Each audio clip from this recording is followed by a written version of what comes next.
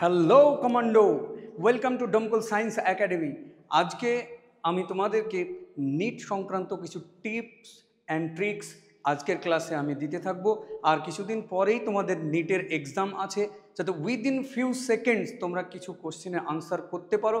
এবং তোমরা জানো যে নিট হচ্ছে একটা স্পিড টেস্ট, সেহেতু তোমাদের কি have to maintain the speed.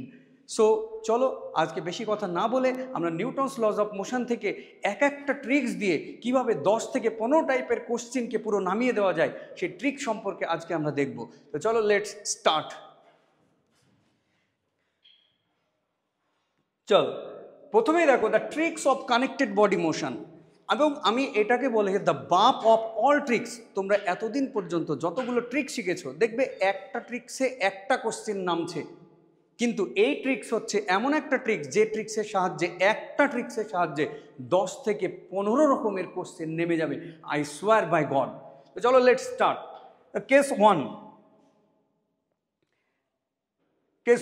তোমরা এখানে দেখতে পাচ্ছ যে এটা একটা কানেক্টেড বডি মোশন। এখানে দুটো ব্লক আছে, যে ব্লক M1 মাস আর হচ্ছে তোমার M2 মাস, যেখানে বাইরে থেকে এক্সটার্নাল ফোর্স F অ্যাপ্লাই করা হচ্ছে।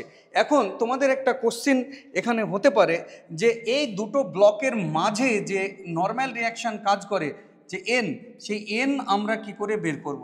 দেখো তোমরা অনেকে ফ্রি বডি ডায়াগ্রাম করে N এর ভ্যালু তোমরা বের করেছিলে, কিন্তু কোনো ফ্রি বডি ডায়াগ্রামের কোনো দরকার নেই। তোমরা দেখো যেখানে তুমি নর্মাল রিয়াকশান বের করবে সেইখানে মাঝে একটা জাংশন লাইন টেনে এই নর্মাল রিয়াকশান দুটোকে দুটো পার্টে তুমি পুরোপুরি ভাগ করে দাও। দেখো একদিকে তৈরি হলো লেফট আর একদিকে তৈরি হলো রাইট। তুমি লেফটে মাস দেখো, লেফটে মাস M2, রাইটে মাস M1। লেফটের ফোর্স দেখো, লেফটে ফোর্স F1, রাইটে কোনো এক্সটার্নাল ফোর্স নেই। চলো বাস, দ্যাটস এনাফ। এবার আমরা N এর মানটা কিভাবে বের করব না, N ইকুয়াল টু হচ্ছে তোমার বাম দিকের মাস ডান দিকের ফোর্স। চলো দেখা যাক, বাম দিকের মাস হচ্ছে M2 আর ডান দিকের ফোর্স কত, there is no force in the right side, so force is 0 plus.